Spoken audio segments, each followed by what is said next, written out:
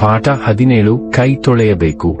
ಸಂಜೆ ಆಯಿತು. ಆಶಾ ಮತ್ತು ಉದಯ ಶಾಲೆಯಿಂದ ಮನೆಗೆ ಬಂದರು. ಅಮ್ಮ ಬಾಗಿಲಲ್ಲಿ ಕಾಯುತ್ತಾ ನಿಂತಿದ್ದರು. ಮನೆಗೆ ಬರುತ್ತಲೇ ಉದಯನಿಗೆ ತುಂಬಾ ಹಸಿವು. ಅಮ್ಮ, ತಿನ್ನಲು ತಿಂಡಿ ಕೊಡು. ಅಮ್ಮ, ಉದಯ ಕೈಕಾಲು ತೊಳೆದಿಲ್ಲ. ನನಗೆ ಹಸಿವಾಗುತ್ತಿದೆ. ಮೊದಲು ತಿಂಡಿ ತಿನ್ನುವೆ. ಬೇಡ, ಮೊದಲು ಕೈ ಕಾಲು ತೊಳೆ. ಕೈ ಏಕೆ ತೊಳೆಯಬೇಕು? ನಿನ್ನ ಕೈ ಕೊಳಕು ಆಗಿರುತ್ತದೆ. ಕೊಳಕು ಕೈಯಿಂದ ತಿಂದರೆ ಆರೋಗ್ಯ ಕೆಡುತ್ತದೆ. ಹೊರಗಿನ ವಸ್ತುಗಳನ್ನು ಮುಟ್ಟಿದಾಗ ಕೈಯಲ್ಲಿ ರೋಗಾಣುಗಳು ಸೇರುತ್ತವಂತೆ. ಚೆನ್ನಾಗಿ ಕೈ ತೊಳೆದರೆ ಕೈ ಶುಚಿಯಾಗುತ್ತದೆ. ಹೋಗು, ಕೈ ತೊಳೆದು ಬಾ. ತಿಳಿಯಿತಾ ಉದಯ, ತಿನ್ನುವ ಮೊದಲು ಕೈ ತೊಳೆಯಲೇಬೇಕು. ಅದರಿಂದ ನಮ್ಮ ಆರೋಗ್ಯ ಚೆನ್ನಾಗಿರುತ್ತದೆ. ಸರಿ, ನಾನು ಈಗಲೇ ಕೈ ತೊಳೆಯುತ್ತೇನೆ. ನನ್ನ ಮಕ್ಕಳು ಬುದ್ಧಿವಂತರು, ನನ್ನ ಮಕ್ಕಳು ಆರೋಗ್ಯವಂತರು.